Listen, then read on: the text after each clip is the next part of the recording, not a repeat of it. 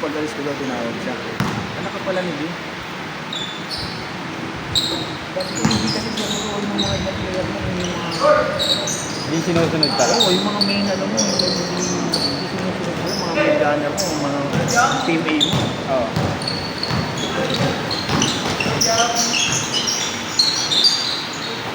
Dumadating yung mga player. Mamano sa kanila, sabi mo ito ang manager. Sabi mo hindi deserve. Yun ang ano din. Mali, hindi nakashoot yung player, yung bata. Oo. Sabi ko siya, hindi sumunod yung bata. Tawa lang. Nilapitan ko. Di ba pinag-usap ka? Kaya pag nanonood ako, sinisin ko anak. Go hard!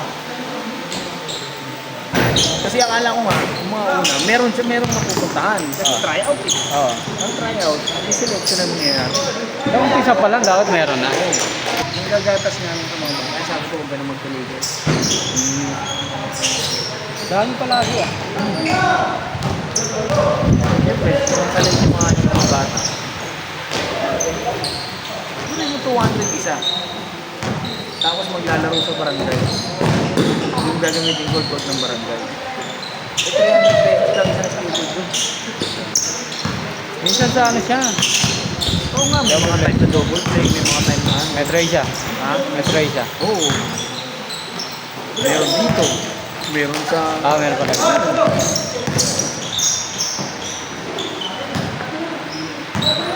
Kung sa akin kasi yun, isa, dalawa ba eh. Ang pag marami na, di pa rin walang chance na makapaglaro sa mga huwag na. Ako, 2 buwan ko yata. Mayroon pati asawa ko. Nagtataka ba? Ang tagal mo na dyan, sabi wala ka namang nilalaro. Wala nilalaro, di ba? Siyempre, naglalabas ko ng pera eh. Hindi naman ako tatakasan asawa ko. Mayroon talaga ako ito ng anak ko eh. Ano na yata yung MVP yun? Wala eh. Yung ano niya, NBTC? Hindi ako sure. Kasi kinuha na yata ang coach yung ginawa na sensyo. Hindi, ang latest ng mga balita ko kay Nico, napa-champion niya ng ano, parang sa buong Pasig yung Inocencio. Sila dapat maglalaban ng regional pero hindi natuloy. Parang nalaman na isa sa mga player ng Nicky overage. Sinabi yung pagkapanalo niya. Yung nilalaban niya ng regional. Yung first place. Kalhay. Yung sabi nga, umuwi yung isang araw na. Ako pa sayang sila ko Nicky yung ginawi yung pagkapanalo niya kasi isa po Ayun ang scorer? ha? Hindi na minus ba yun? Oo, disqualified na ako. Binabawas yun. Yung score nun. Binabawas. Pero yung gano'n, alam ko disqualification ng mga game. Kunyari yung nagano lang, nagka-ano lang, kunyari 1 month lang, kunyari 17 ngayon, nag-18 dahil birthday abang Manila. Ayun, pwede yun. Ano problema yun? Pero kung lagpas na talaga, pinasali mo pa. In-entry mo talaga na talagpas. Hindi magaling, wala. Parang dati sa amin sa mga ano, mga interbarangay, yung mga kids, mga manong nanghihiram na birth certificate eh. Sa akin naman kuya baliktad. Nangyari sa akin sa ganyan. Nanghihiram ka na matanda. Hindi. Ako naman yung player na pinakabata ko pagkat ng senior.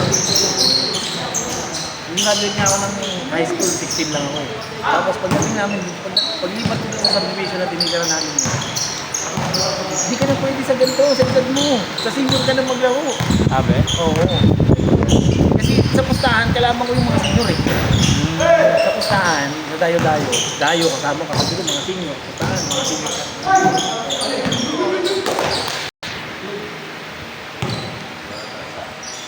Mga 16 lang ko na. Dating ko dun sa subdivision namin, 16 years old ako. Dapat sa junior ako maglalaro, hindi na ako pinayagan. Talaga? Sa senior ka na maglaro. Mga ilan taon na yung senior? Ano na yun, yung senior parang 18 up. Okay. Nandun na yung mga harangan talaga. Parang open. Oo, parang open na. Eh, ngayon, pag senior namin, 30 pataas Oo. yata. May mga ganun eh.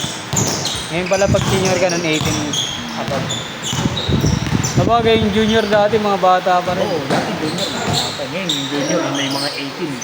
Oo.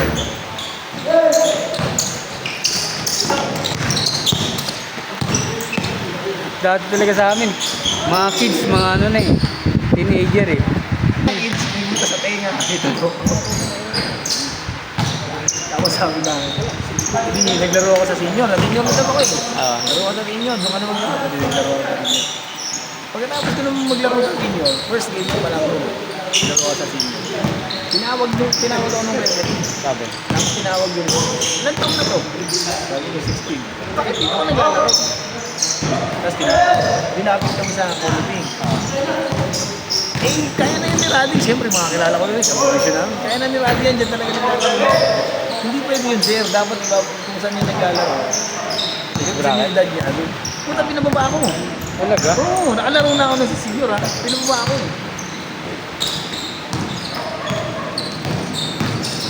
Pinababa ako. Kasi yung nagpapalaro na yun, parang pumipito ng referee, chief referee. Isa rin siya dun sa mga kinukonsulta na nagpapalaro. Tapos isa rin siya sa nagpapapremyo. Hindi ang kasalanan niya na ganyan siya maglaro. Pero kailangan talaga ano siya sa edad niya. At sabi ko, paano kung mapilayan yan dyan? Madaganan yan dyan naman. Malalaki yan dyan. Hindi kuya, ayaw ko naman dito. Kuya Andong. Kuya Andong, ayaw ko naman dito. Kuya Andong nga. Hindi pwede kong i-announce natin. Pero 16 ko pa lang. Eh, nandun yung mama ko. Nasa baba yung mama ko. Okay lang yun. Sabi ko, nasa ba yung birth certificate? Sabi ko, dito, dala ko naman. Pinasa ko naman sa'yo yung zero. Original naman yun. Talaga ako yan. Pinakita ko yung ID ko dito sa Pasig. Wala tayong magagawa. In-announce yun dun sa court. Ito po, dahil ako nakita nyo, naglaro ko sa senior. Dahil ang gusto talaga namin, senior niya, gusto niya talaga. Gusto niya, tigla-taon na. Sa junior. Dalawang tulog na taon.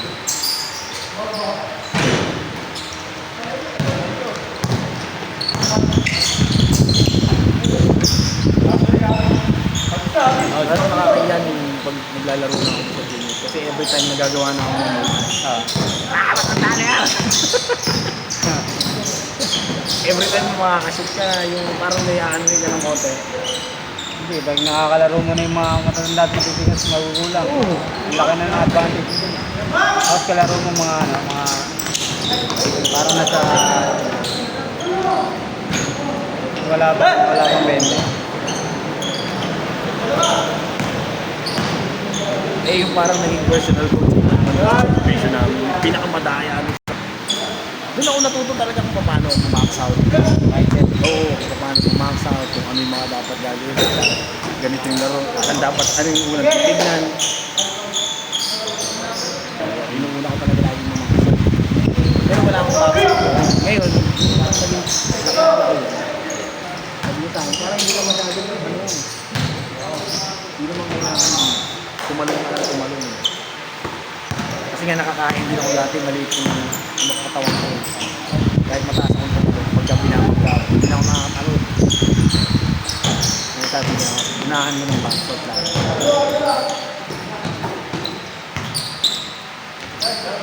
Hindi nila naturo sa akin na yung may sumahod sa akin, nakapilok ako sa bansa. Hinabol ko yun. Ika ako. Hinabol kong itak. Sinahod ako.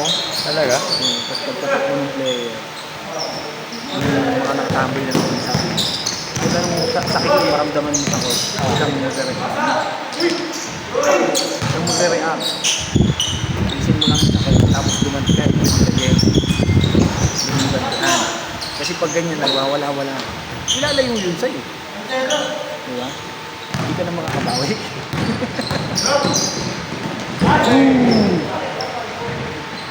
Hindi ka nag-split. Kasi pagka lalayo na yun siya, awati na kayo, tatabla na yung laro. Hindi ka na makakalante.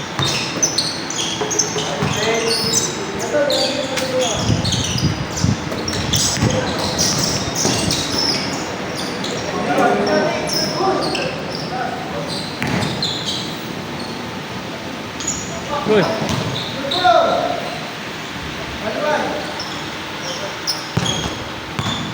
Nagpaparami ka lang ng stats eh. Gusto mo may rebound pa, walang stats dito.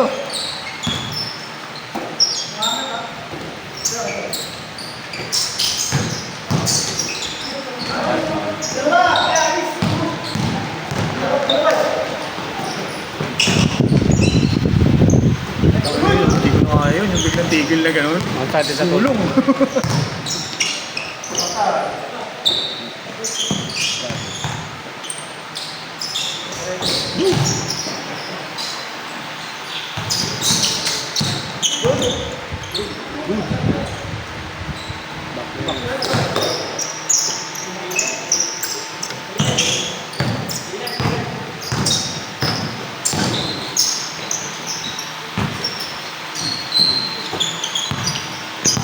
Ngayon na nag-aangsa ng kasi meron lang siya sa Oh? na ano niya siya sa barangay nila. Na-recognize niya siya sa barangay nila. Sobra!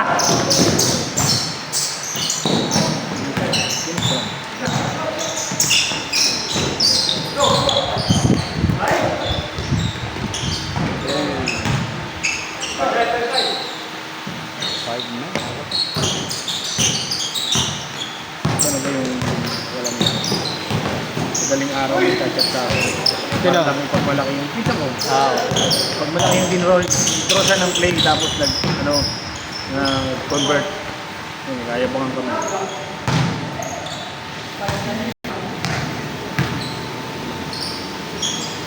Yung dinroll niya daw yun. Siya nag-drawing yung play. Oo, takay na pasok.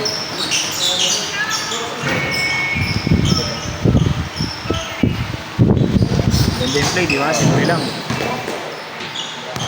alalaman mo ano magaling yung coach pag maraming play na. Dami niyan. Ang madaling siguro. Eh hindi kasi marami siyang school na naglaro siya sa JRU, naglaro siya sa St. Louis, naglaro siya sa Pamantasan mo sa Makati. Experience talaga, no? Ha? Experience. Oo.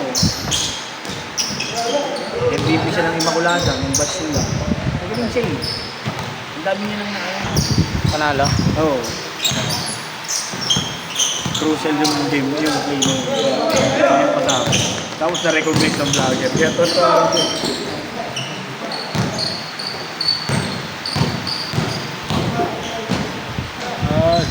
Yan yung ano. Taga dito yung dati sa hanggang una. Siyempre, sinama-sama ko sa mga content. Tara, tayo. Sabi niya naglalaro dati. Ha? Hindi ka Hindi, na. dito siya dati. Tapos nung tumira na nga siya sa Bulacan. Wala siya masyadong, wala mo siya kilala dun eh. Ay ako talaga yung taga dun. Parang, Ano nakatira sa bahay niyo? dati, pero ngayon, isa rin. Sabi ko sa kanya, tara, sama tayo sa mga court. Tayo. Nakilala ko sa mga kumpare ko.